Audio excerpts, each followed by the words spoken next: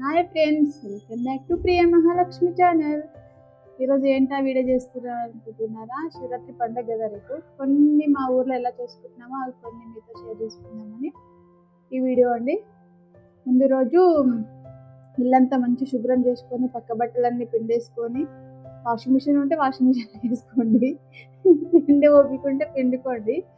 పిండేసుకొని ఇల్లంతా శుభ్రం చేసుకొని మంచి దుమ్ము ధూళి అంతా దులుపుకొని అంత నీట్ కడుక్కొని పెట్టుకొని, నెక్స్ట్ డే ఎవరైతే ఉపవాసం ఉంటారో వాళ్ళు పొద్దున్న లేచి 4-5 గంటలకు లేచి స్నానం చేసుకొని ఇంట్లో పూజ చేసుకొని, దగ్గరలో ఏదైనా గుడి ఉంటే గుడికి వెళ్ళి మొక్కుకొని దండం పెట్టుకొని వచ్చి, నీళ్ళు అస్సలు తాగొద్దండి పొద్దున్న దాకా. ఎంత దూపైనా తాగొద్దు.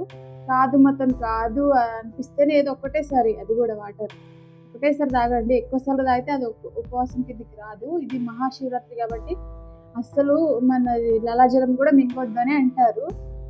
నేను కూడా ఉన్నా ఇప్పుడు చిన్న బాబు ఉండి కాబట్టి నేను ఉండలేను. మా ఆయన ఉంటాడు, మా బాబు ఉంటాడు, చూపిస్తా పండు తినేటప్పుడు చిన్న వీడియో తీసి. అయితే పొద్దున్న నుంచి సాయంత్రం వరకు ఏం తినొద్దు.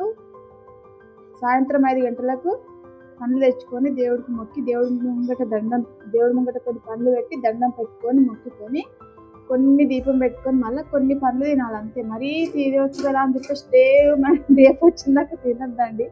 దేపు వచ్చింది అనుకోండి ఒక పొద్దు గాలి ఎగిరిపోతుంది. కాబట్టి రేపు వచ్చిందాక తినొద్దు, కొన్ని తినాలి. కొన్ని రేపు రాకుండా చూసుకోండి. ఎన్ని తిన్నా సరే రేపు రాకుండా చూసుకోండి. రేపు వచ్చింది అనుకోండి మన పొద్దు కిందికి లెక్కలకు రాదు. అది నాకు తెలిసి నేను చెప్తున్నా, మీకు తెలిస్తే మీరు కూడా కామెంట్ బాక్స్లో కామెంట్ చేయండి. రేపు వచ్చిందాక తినొద్దు, కొన్ని తినాలి.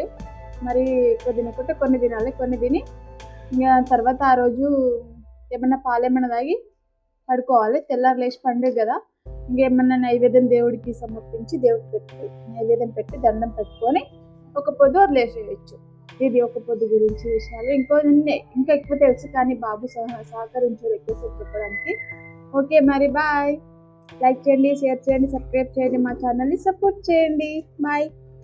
అడ్వాన్స్గా హ్యాపీ శివరాత్రి.